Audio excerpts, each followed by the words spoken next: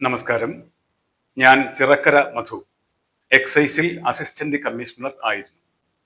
ചിറക്കര മധു എന്ന പേരിൽ തന്നെയുള്ള ഈ ചാനലിൽ ഏറ്റവും പ്രയോജനകരമായ വീഡിയോകൾ മാത്രമാണ് പോസ്റ്റ് ചെയ്യുന്നത്. താല്പര്യമുള്ളവർ ദയവായി സബ്സ്ക്രൈബ് ചെയ്താൽ.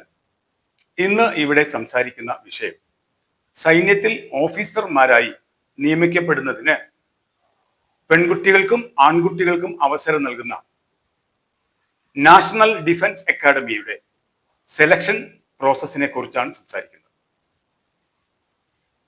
എങ്ങനെയാണ് അപേക്ഷിക്കേണ്ടത്? യൂണിയൻ പബ്ലിക് സർവീസ് കമ്മീഷന്റെ വെബ്സൈറ്റ് വഴിയാണ് ഓൺലൈനായി അപേക്ഷ സമർപ്പിക്കേണ്ടത്. ആർക്കൊക്കെ അപേക്ഷിക്കാൻ കഴിയും? +2 പാസ്സായ ആൺകുട്ടികൾക്കും പെൺകുട്ടികൾക്കും അപേക്ഷിക്കാൻ കഴിയും. പ്രായ നിബന്ധന എങ്ങനെയാണ്? അപേക്ഷാ തീയതിയിൽ 16.5 വയസ്സ് പൂർത്തിയായവർക്കും 19.5 വയസ്സ് പൂർത്തിയാകാത്തവർക്കുമാണ് അപേക്ഷിക്കാനുള്ള പ്രായപരിധി. ഇതിൽ കരസേന, നാവികസേന, വ്യോമസേന, ആർമി, എയർഫോഴ്സ്, നേവി എന്നീ വിഭാഗങ്ങളിലേക്കുള്ള ഓഫീസർ തസ്തികയിലേക്കാണ് സെലക്ഷൻ നടക്കുന്നത്.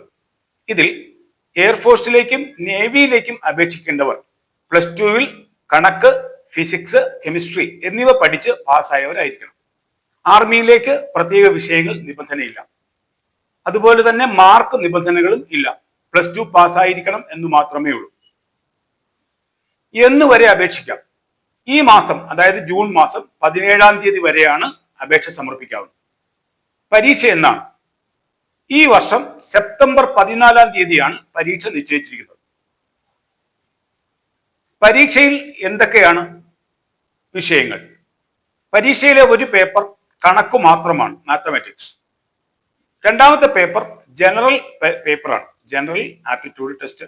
അതിൽ English, general knowledge, current affairs തുടങ്ങിയ വിഷയങ്ങളുണ്ടാവും. ഈ സിലബസ് എന്താണ്? 10-ാം ക്ലാസ്സിലെയും 11, 12 ക്ലാസ്സുകളിലെയും പാഠപുസ്തകങ്ങളെ അടിസ്ഥാനപ്പെടുത്തിയുള്ള സിലബസ് ആയിരിക്കും ചോദ്യം ചോദിക്കുന്നത്. അത് കണക്കിലായാലും ഇംഗ്ലീഷിലായാലും.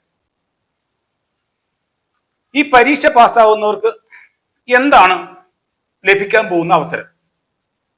നാഷണൽ ഡിഫൻസ് അക്കാഡമി എന്നത് സ്ഥിതി ചെയ്യുന്നത് മഹാരാഷ്ട്രയിലെ പൂനെ എന്ന സ്ഥലത്താണ്. ഈ പരീക്ഷയിൽ ഏറ്റവും ഉയർന്ന മാർക്ക് നേടുന്ന ആളുകൾക്ക് തുടർന്ന് ഇന്റർവ്യൂ ഉണ്ടാവും. ഇന്റർവ്യൂവിൽ വിജയിക്കുന്നവർക്ക് ഫിസിക്കൽ, മെഡിക്കൽ പരിശോധന ഉണ്ടാവും. നല്ല ആരോഗ്യവാനായിരിക്കണം, മെഡിക്കലി ഫിറ്റ്നസ് ഉണ്ടായിരിക്കണം. ഇതിന് പുറമെ കുറഞ്ഞത് 152 സെന്റിമീറ്റർ ഉയരമുണ്ടാവണം.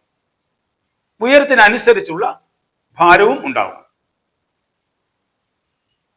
നാഷണൽ ഡിഫൻസ് അക്കാഡമിയിലേക്ക് പരിശീലനത്തിന് തിരഞ്ഞെടുക്കപ്പെട്ടാൽ ഇപ്പോഴുള്ള ഒഴിവുകൾ കൂടി അറിയുക, 406 ഒഴിവുകളാണ് ആൺകുട്ടികൾക്കും പെൺകുട്ടികൾക്കുമായി ഉള്ളത്. അങ്ങനെ നിങ്ങൾ തിരഞ്ഞെടുക്കപ്പെട്ടാൽ 3 വർഷത്തെ പരിശീലനം ഡിഫൻസ് അക്കാഡമിയിൽ തന്നെ നടത്തേണ്ടി വരും. ആ സമയത്ത് 50,000 രൂപയ്ക്ക് മുകളിലുള്ള സ്റ്റൈപ്പൻഡ് ലഭിക്കും.